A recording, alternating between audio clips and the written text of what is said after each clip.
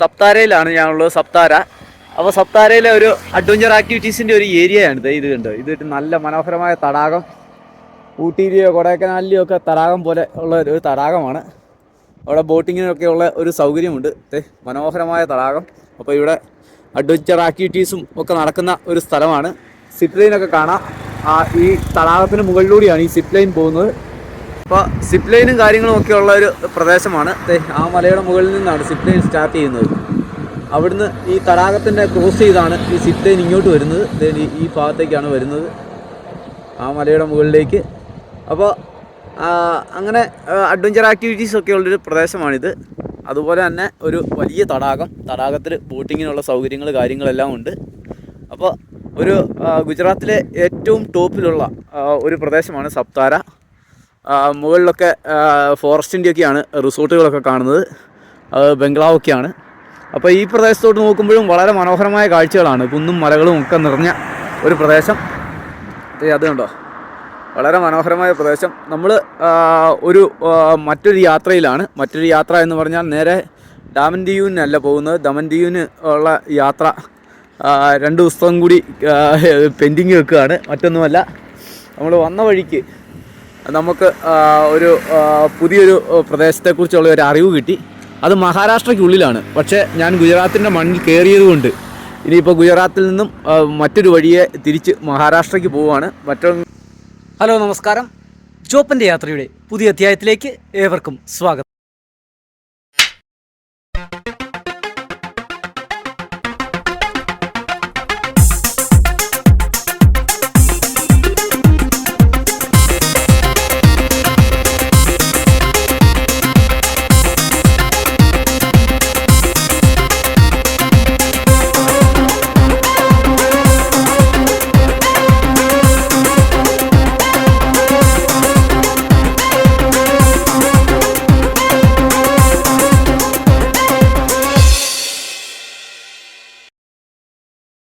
ഘാട്ടുകളൊക്കെ ഇറങ്ങി നമ്മൾ പൊയ്ക്കൊണ്ടിരിക്കുകയാണ്. വലിയ ഘാട്ടുകളാണ് കേട്ടോ, കാണുന്ന പോലെയല്ല. ലോറികൾ കയറി വന്നാൽ നമ്മൾ പെട്ടുപോകും. ഇത് കണ്ടോ, വല്ലാത്ത ഡ്രൈവിങ് തന്നെയാണ്. സൈഡില്ല. ചില വണ്ടിക്കാർ മാത്രമേ ഉള്ളൂ കേട്ടോ, ബാക്കി എല്ലാവരും വളരെ കൂളായിട്ടാണ് ഓടിച്ചു പോകുന്നത്. നമ്മൾ പതിയെ ഇറങ്ങാണ്. വലിയ ഘാട്ടുകളാണ്, വലിയ വളവുകളും ഹെയർപിൻ വളവുകളും ഒക്കെ കൂടിയ സ്ഥലമാണ്. അപ്പോൾ വളരെ ഇച്ചിരി ബുദ്ധിമുട്ടിയാണ് ഇറങ്ങി പോകുന്നത്. അതുപോലെ തന്നെ ടൂറിസ്റ്റ് ഏരിയ ആയതുകൊണ്ട് ധാരാളം വണ്ടി വരുന്ന സ്ഥലമാണ്. ഗുജറാത്തിലെ ഏറ്റവും വലിയ ടോപ്പ് സ്റ്റേഷനാണിത്. അപ്പോൾ ബൈക്കേഴ്സൊക്കെ ഒരുപാട് വരുന്ന സ്ഥലമാണ് കേട്ടോ. കാരണം അഡ്വഞ്ചർ റൈഡിങ്ങിന് പറ്റിയ സ്ഥലമാണ്. ഇവിടെയെല്ലാം കുന്നിൻ്റെ മണ്ടാലോട്ടൊക്കെ വണ്ടി ഓടിച്ച് കയറ്റുന്നതിനൊന്നും ഒരു ഇതുമില്ല, ഒരു പ്രശ്നങ്ങളുമില്ല. നമ്മുടെ നാട്ടിലാണ് അങ്ങനത്തെ പ്രശ്നങ്ങൾ. അഡ്വഞ്ചർ ആക്ടിവിറ്റീസിന് ഒരുപാട് സാധ്യതകൾ കൊടുക്കുന്ന സ്ഥലങ്ങളാണ് മഹാരാഷ്ട്രയും ഗുജറാത്തുമൊക്കെ. മറ്റ് സംസ്ഥാനങ്ങളിൽ അത്രയും ഇതില്ല. ഗുജറാത്തിൽ ഇപ്പോൾ ഞാൻ കണ്ട കുന്നുകളുടെ മുകളിലേക്കൊക്കെ എല്ലാവരും വണ്ടികൾ ഓടിച്ച് കയറ്റുന്നത് ഞാൻ കണ്ടു. കാറുകൾ വരെ ഒരു പരിധിക്ക് അപ്പുറം വരെ കയറ്റിക്കൊണ്ട് പോകാനുള്ള ഒരു പ്രശ്നവുമില്ല. ആരും അവിടെ പോയിട്ട് അത് ചെയ്യാൻ പാടില്ല ഇത് ചെയ്യാൻ പാടില്ലെന്ന് പറയുന്ന ഒരു രീതിയൊന്നും ഞാൻ കണ്ടില്ല. കാരണം ഒരു തലമുറയുടെ ആത്മധൈര്യമാണ് ഈ അഡ്വഞ്ചർ ആക്ടിവിറ്റീസ്. അപകടങ്ങൾ സംഭവിക്കാം, അത് ഏതിലാണേലും അപകടങ്ങൾ സംഭവിക്കാം. ഇപ്പം നടന്നു പോകുന്നവൻ വണ്ടി ഇടിക്കുകയാകുന്നെന്നും പറഞ്ഞുകൊണ്ട് നടന്നു പോകാൻ പാടില്ലെന്നുള്ള നിയമം ഉണ്ടാക്കാൻ പറ്റുമോ? അതേ ഉള്ളൂ കാര്യങ്ങൾ. ഇപ്പോൾ നാട്ടിൽ എത്രയോ ബസ് അപകടങ്ങളുണ്ടാകുന്നത് വലിയ ബസ് മുതലാളികളുടെ വണ്ടികളാണ് ഇടിക്കുന്നത്. പക്ഷേ അവരെ ഒന്നും നിയന്ത്രിക്കാൻ ഒരു ഗവൺമെൻറ്റും ഇല്ല. കാരണം അവർ അണ്ടർഗ്രൗണ്ടിൽ കൂടെ കാശ് കൊടുക്കുന്നുണ്ട്. അതുകൊണ്ടായിരിക്കും. റോഡിൽ അഭ്യാസം കാണിക്കുന്നവരെ നിയന്ത്രിക്കുക, മറ്റുള്ളവരെ അതിനുള്ള സാഹചര്യങ്ങൾ ഉണ്ടാക്കി കൊടുക്കുക. അതായത് ഇപ്പോൾ മലയുടെ മുകളിലോട്ടൊക്കെ പിള്ളേർ അഡ്വഞ്ചറായിട്ട് കയറിപ്പോകുന്നതിന് ഫുള്ള് ഗിയേഴ്സൊക്കെ ഇട്ട് കയറുകയാണെങ്കിലും ഒരു കുഴപ്പമില്ല. ഞാനും ചെറുപ്പത്തിൽ ബൈക്കൊക്കെ ഓടിച്ചിരുന്ന ആളാണ്, അതുകൊണ്ട് പറഞ്ഞതാണ്. അന്ന് നമ്മൾ അത്യാവശ്യം സേഫ്റ്റി നോക്കിയാണ് വണ്ടികൾ ഓടിച്ചിരുന്നത്. ഒരു അപകടം പോലും എനിക്ക് സംഭവിച്ചിട്ടുമില്ല ഇതുവരെ. അപ്പോൾ വരും തലമുറയുടെ ഒരു ചോരത്തിളപ്പ് അത് റോഡിലല്ല കാണിക്കേണ്ടത്. അതിനുവേണ്ടി പ്രത്യേകം സ്ഥലങ്ങൾ ഉണ്ടാക്കി ഇട്ട് കൊടുക്കുക, എന്നിട്ട് അവരുടെ കഴിവുകളെ പ്രോത്സാഹിപ്പിക്കുക. ഇവിടെയൊക്കെ അങ്ങനെയാണ് ചെയ്യുന്നത്. അതുകൊണ്ട് തന്നെയാണ് ഇപ്പോൾ ക്രിക്കറ്റ് കളി മുംബൈയിൽ നിന്നും ഒരുപാട് പേര് ക്രിക്കറ്റ് ടീമുകളിലുണ്ട്, വലിയ വലിയ ടീമുകളിൽ. എന്തുകൊണ്ടാണെന്ന് വെച്ചാൽ ഗവൺമെൻറ് അതിനുള്ള സാഹചര്യങ്ങൾ ഉണ്ടാക്കി കൊടുക്കുന്നുണ്ട്. പിള്ളേർ സൈക്ലിങ്ങിന് പോകുന്നത് കാണാം, അതുപോലെ തന്നെ ഓടാൻ പോകുന്ന പിള്ളേരെ കാണാം. നമ്മുടെ നാട്ടിലൊന്നും ഞാൻ കണ്ടിട്ടില്ല ഇങ്ങനെയൊന്നും സംഭവം. അതുപോലെ തന്നെ സ്കൂൾ തലങ്ങളിൽ ധാരാളം കോച്ചിങ് കൊടുക്കുന്നത് കണ്ടിട്ടുണ്ട്. നമ്മുടെ അവിടെയൊക്കെ വയനാട്ടിൽ നിന്നുള്ള ഒരു പയ്യന് പോൾ വോൾട്ട് ചാടാൻ വേണ്ടി മുളങ്കമ്പിൽ കുത്തി ചാടിയത് നമ്മൾ കണ്ടതാണ്. അതാണ് നമ്മുടെ സംസ്ഥാനം. എന്നിട്ട് പറയും നമ്പർ 1 ആണ്. ഒരു മാങ്ങാത്തൊലിയില്ല, ഞാൻ അങ്ങനെ തന്നെ പറയും. ഒരു മാങ്ങാത്തൊലിയില്ല, ഒരു തേങ്ങാക്കൊലയില്ല. എന്നിട്ട് കിടന്ന് അഹങ്കരിക്കുകയാണ്. നമ്പർ 1 ആണ് പോലും, നമ്പർ 1. ഇപ്പോഴും അന്യസംസ്ഥാനത്തുള്ള ആൾക്കാർ ചോദിക്കുന്നത് കേരളത്തിൽ തേങ്ങ കൂടുതലാണ് അല്ലേ, തേങ്ങ കൂടുതലാണ്. തേങ്ങ തമിഴ്നാട്ടിൽ നിന്നോ കർണാടകത്തിൽ നിന്നോ വന്നാലേ ഉള്ളൂ അവിടെ പൊട്ടിച്ച് തിന്നാനുള്ളൂ. കർഷകരെ നശിപ്പിച്ച് നാരായണക്കല്ല് പിടിപ്പിച്ച് എല്ലാ പ്രസ്ഥാനങ്ങളും പൂട്ടിച്ച് ഇവിടെ മുട്ടിന് ഒരു പ്രസ്ഥാനം തുടങ്ങാൻ ഒരാൾ നിന്നാൽ മതി. അന്യ സംസ്ഥാനങ്ങളിൽ, കേരളം വിട്ടുള്ള സംസ്ഥാനങ്ങളിൽ ഗവൺമെൻറ് എല്ലാവിധ സപ്പോർട്ടുകളും ചെയ്തു കൊടുക്കുന്നു. ഇപ്പോഴത്തേണ്ട്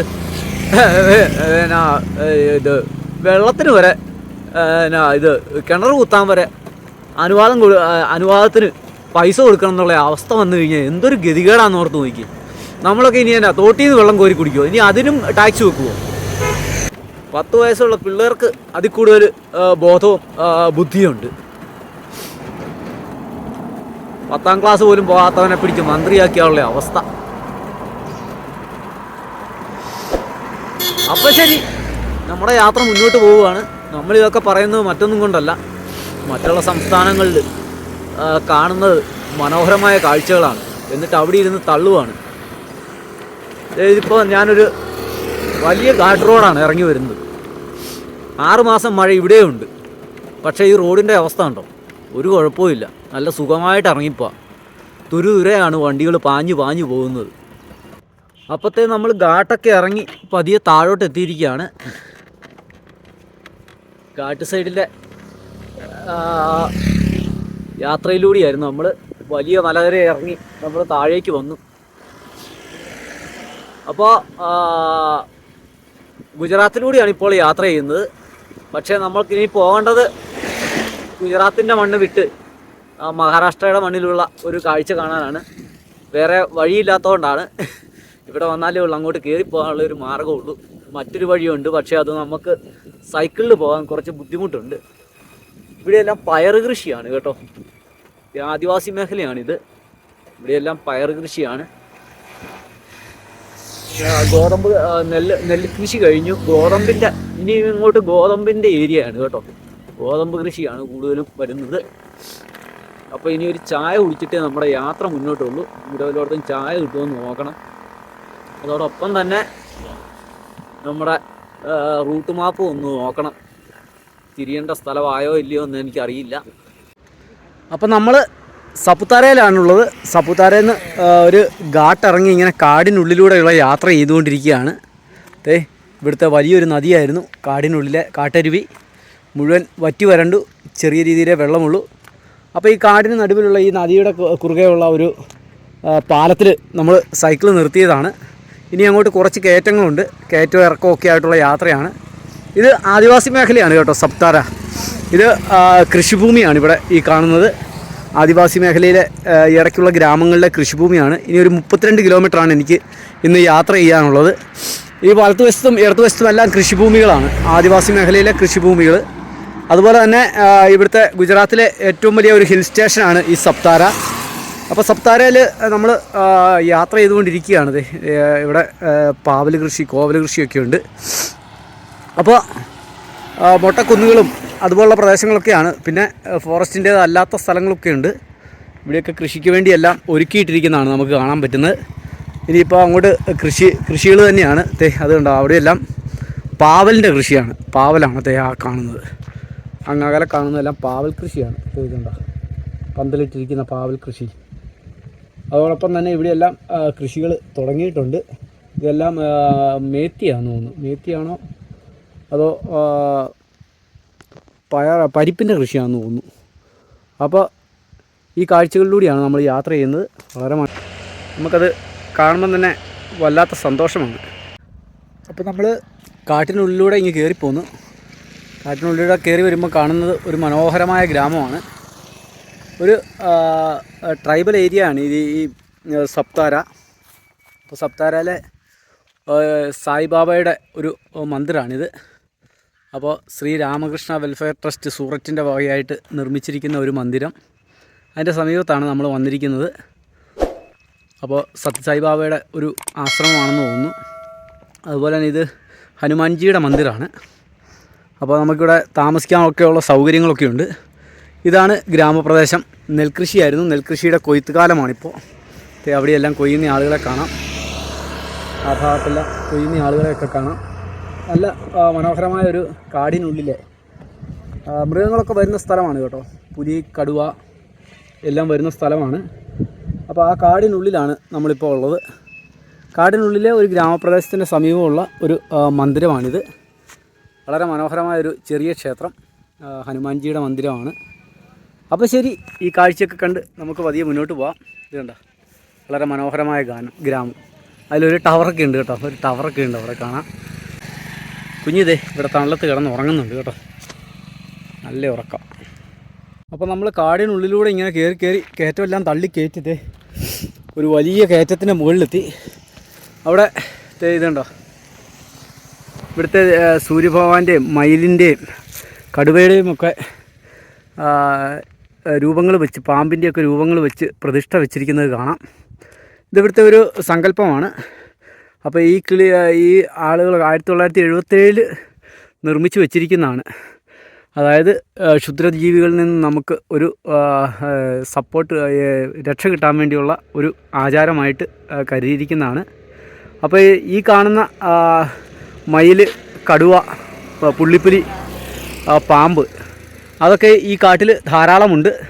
അപ്പം വളരെ സൂക്ഷിച്ച് വേണം യാത്ര ചെയ്യാനുള്ള ഒരു മുന്നറിയിപ്പ് കൂടിയാണിത്. ഇതിൻ്റെ താഴെ പ്രദേശങ്ങളിലെല്ലാം ഗ്രാമങ്ങളൊക്കെ ഉണ്ട്. ആദിവാസി മേഖലയാണിത്. അപ്പോൾ നമ്മൾ പതിയെ മുന്നോട്ട് പോവുകയാണ്. മുന്നോട്ട് പോകുന്നത് ഇനി ഈ ഇറക്കമിറങ്ങി വേണം പോകാൻ. അങ്ങകലെ കാടിൻ്റെ വന്യതയൊക്കെ നമുക്ക് കാണാൻ പറ്റും. അത് കണ്ടോ, കുന്നുകളുടെ മുകളിൽ നിബിഡ വനങ്ങളില്ല. കൂടുതലും ഇത് ഫോറസ്റ്റിൻ്റെ തേക്ക് പ്ലാന്റേഷനാണ്. അപ്പോൾ ഇതിനുള്ളിലൂടെയാണ് നമ്മൾ യാത്ര ചെയ്യുന്നത്. അപ്പോൾ ഇങ്ങനത്തെ ഈ പ്രതിഷ്ഠകളൊക്കെ കണ്ട് നമ്മൾ പതിയെ മുന്നോട്ട് പോവുകയാണ്. ഇനിയൊരു വലിയ ഇറക്കമാണ്. വളരെ സൂക്ഷിച്ച് പോകണം. ഇതുപോലെയുള്ള വലിയ കയറ്റങ്ങൾ തള്ളിയാണ് ഞാൻ ഈ ഒരു കുന്നിൻ്റെ മുകളിലേക്ക് എത്തിയത്. അപ്പോൾ കുഞ്ഞ് കിടന്ന് ഉറങ്ങുന്നുണ്ട്. ഉറക്കമല്ല, അവൾ എഴുന്നേറ്റിരിക്കുക. എന്നാടി ബിസ്ക്കറ്റ് കൊടുത്തത് തിന്നാതെ ഇങ്ങനെ ഇരിക്കുകയാണ്. അപ്പോൾ ശരി, ഞാൻ പതിയെ താഴേക്ക് പോവുകയാണ്. അപ്പോൾ സർവ്വദൈവങ്ങളെയും വിളിച്ച് താഴോട്ടുള്ള യാത്രയിലാണ്. നല്ല ചെങ്കുത്തായ ഇറക്കമാണ്. അപ്പോൾ നമ്മൾ യാത്ര ചെയ്ത് കാടിനുള്ളിലെ ഒരു ഗ്രാമത്തിലെത്തിയിട്ടുണ്ട്. ചെറിയ ചെറിയ ഗ്രാമങ്ങൾ കണ്ടെങ്കിലും ഇപ്പോഴാണ് വലിയൊരു പ്രദേശം കാണാൻ പറ്റുന്നത്. അതായത് ധാരാളം വർക്ക്ഷോപ്പുകളും മെക്കാനിക്കൽ ഏരിയയും ഹോട്ടലും ടീ ഷോപ്പും ഒക്കെയുള്ള ഒരു വലിയ ഏരിയയാണ്. അതായത് 3 വഴികളാണ് ഇവിടെ ചേരുന്നത്. 2 വഴികൾ പ്രധാനമായിട്ടും ഒരു വഴി, ആ കാണുന്ന വഴി മഹാരാഷ്ട്രയിലേക്ക് പോകുന്നതും ഇവിടുന്ന് അങ്ങോട്ട് ഞാൻ വന്ന വഴി മഹാരാഷ്ട്രയിലേക്ക് പോകുന്നു. അതുപോലെ തന്നെ ഈ വഴി ഗുജറാത്ത് സൈഡിലോട്ടാണ് പോകുന്നത്. ഇവിടുന്നും നമുക്ക് മഹാരാഷ്ട്രയ്ക്കുള്ളിലേക്ക് കയറാം. അങ്ങനെ 3 ബോർഡറുകൾ, മഹാരാഷ്ട്രയുടെയും ഗുജറാത്തിൻ്റെയും 3 ബോർഡറുകൾ സംഗമിക്കുന്ന ഒരു സ്ഥലമാണ് ഈ പ്രദേശം. അപ്പോൾ ഇവിടെ ഒരു മഹാദേവ ടെമ്പിളും ഒരു നാഗേശ്വര ടെമ്പിളൊക്കെ ഉണ്ട്. അപ്പോൾ അത് കാണാൻ വേണ്ടി നമ്മൾ പോവുകയാണ്. അപ്പോൾ ഇതാണ് ഇവിടുത്തെ ഗൽകുണ്ട് ഫോറസ്റ്റ് ചെക്ക് പോസ്റ്റാണിത്. അപ്പം ഇത് കടന്ന് നമ്മൾ മുന്നോട്ട് പോവുകയാണ്. ഇനി നമുക്ക് പോകേണ്ടത് 68 കിലോമീറ്ററാണ്. അതിൽ ഇന്നൊരു 15 കിലോമീറ്റർ പോയിട്ട് ഇവിടെ ഒരു ആശ്രമമുണ്ട്, അവിടെ തങ്ങാമെന്നാണ് വിചാരിക്കുന്നത്. ഈ ചാനൽ ആദ്യമായി കാണുകയാണെങ്കിൽ സബ്സ്ക്രൈബ് ചെയ്യാനും ലൈക്ക് ചെയ്യാനും ഷെയർ ചെയ്യാനും മറക്കരുത്. അപ്പോൾ ശരി, ജയ് ഹിന്ദ്.